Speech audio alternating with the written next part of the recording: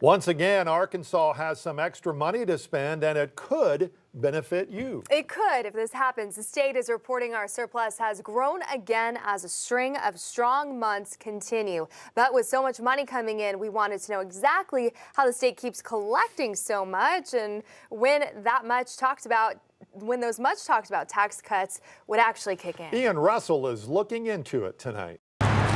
It's great. I mean, it's what we want to see. Arkansas officials have a reason to smile this week, a couple billion of them actually. We can't take this for granted. Every state doesn't see this every month. We've now had 50 plus months of exceeding our forecast, meaning for the last 50 months, the amount we collected exceeded our expectations. It's a great place to be. For years now, Arkansas has collected more tax than the state initially forecasted. That's led to some of the largest surpluses we've ever seen, with some even crossing the $1 billion mark.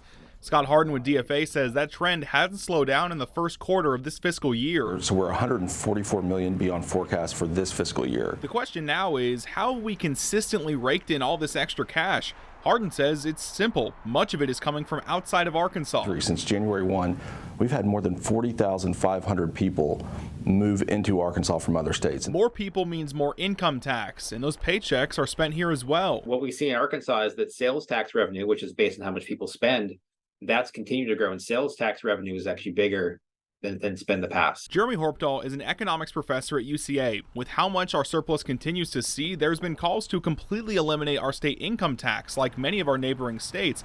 Governor Sarah Huckabee Sanders posted on X her support for that, saying in part, quote, "As our economy grows, government shrinks, and revenues climb, we'll cut taxes even more to phase out our income tax entirely." Horpdahl says while state lawmakers push towards that, a slower approach needs to happen. It makes up about half of the state's general revenue.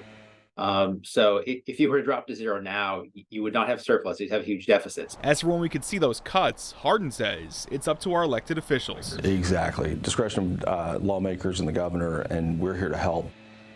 Was Ian Russell reporting. Now, this isn't the first time tax cuts have happened. Remember, we talked earlier about this past year. Harden says they're expecting nearly $250 million will not be collected by the state next year and will stay with Arkansans.